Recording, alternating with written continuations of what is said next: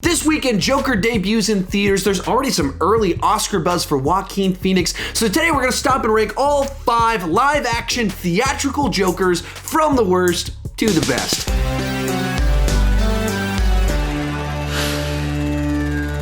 Hi, my name is Sean, and I started this channel because I was driving everyone around me crazy talking about movies way too much. If you can relate, you're probably in the right place. Consider clicking that subscribe button. With that in mind, go ahead and join me down below in the comment section. Share your ranking of the 5 live-action theatrical Jokers, or if you want to throw in some of the animated ones or the television ones, go for it. Let's have a nice, lively discussion about one of the most fun movie villains and comic book villains we have ever had. With that said, let's get started. In last place is Jared Leto, and to be clear, this is a distant last place, but I don't really blame Jared Leto for that. The usage of the character in Suicide Squad essentially set them up for failure. They wanted to do something different that just didn't copy Jack Nicholson or Heath Ledger's Jokers, but they did that with a movie where the Joker was only a side character. So what do we get? A bunch of superficial changes to the character. Like, he's given a relationship with Harley Quinn, and that's one of the most interesting things about this version of the Joker, but it's all done superficially through flashbacks. Add to that a bunch of over-the-top cosmetic changes that nobody wanted. Tattoos that say damaged and ha ha ha, a grill, leather jackets. He's so superficial that most of the changes you remember about him are literally on his surface. The changes are different, they do distinguish him, but they don't really add anything new to the mix or anything interesting to the character, which is disappointing because Leto probably could have given us a great Joker in the right movie, but here, he's an okay side dish in a mediocre meal. Coming in at number 4 is Cesar Romero. He's a bit of an oddity on the list, as the other 4 takes on the character were in much darker and more violent versions of this character, and he was in a campy and kind of goofy 1960s TV show in the movie that came out of it. Heath Ledger got to smash a pencil through a guy's face,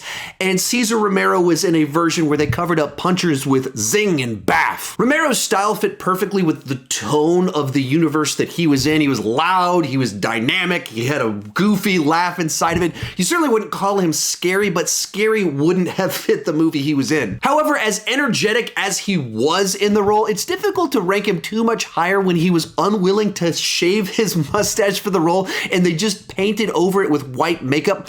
Also, he might have been perfect for the role at that time. Over the last 50 years, the character's kind of grown in complexity, and the later versions of the character had the benefit of playing a character in a version of the Joker that had more dimensions. The next 3 are all world-class actors playing very different versions of the character that fit perfectly in the film that they were in. So this is really tough stuff. I think all 3 are iconic versions that match the movie that they are in. Remember to share your ranking down below in the comment section. Also, after this video is done, I did a video a couple years back where I ranked the Batman actors. Once you're done with this video, you can check that out right up there. In 3rd place is Jack Nicholson. To me, this is the most traditional live-action Joker that we've ever had. He's the crime boss, he's a psycho, and he can't stop cracking jokes. You wouldn't hit a guy with glasses on, would you? Huh?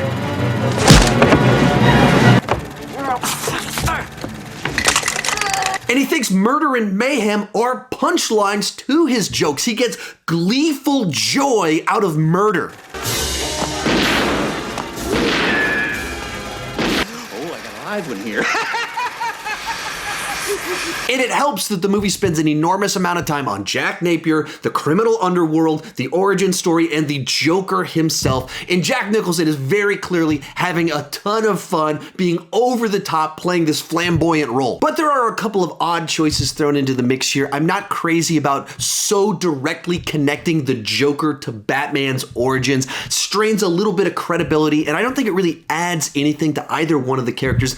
The other thing is the art obsession was kind of overplayed inside of the film. It's a little bit weird to have the Joker dance around an art museum for like 3 minutes while Prince music is playing and then have him have a conversation about life art with Vicky Vale. But couple of missteps aside, this was a great traditional take on the character. Our runner-up is Heath Ledger. Nolan's grounded take on the Batman mythology needed a version of the character that kept to the theatrics but brought them back down to reality, and Heath Ledger was up to the challenge. From the types of humor the character does, to the look of the character, to even his mannerisms and the way that he moved, he felt true to the Joker, but someone that could exist in the real world while being a total psycho that was terrifying. One of the things that makes the portrayal so special to me is the ability to make him funny and amusing without traditional joke setups.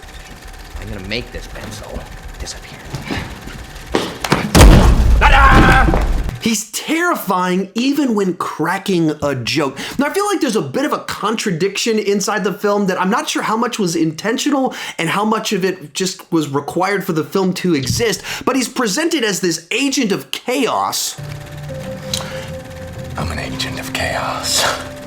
But then he has these insanely intricate villain plans that require absolute precise timing. I'm not quite sure how all of that balances out. Still, this is an Oscar-worthy performance for a reason, and it's kind of sad that we never got to see this version of the character again. But coming in at first place is Joaquin Phoenix. Now, to be fair, Mr. Phoenix was given a movie that is 100% dedicated to Arthur's transformation to the Joker. But when you have a movie 100% dedicated to the story and development of the Joker and you give it a world-class talent, you get a phenomenal performance. Whereas other versions show the monster fully developed, we watch the tragedy of the transformation. When we meet him, he's not a sociopath. He's well-intentioned. We want to see him win. But he's driven mad by a society that doesn't care and a society that won't help him out.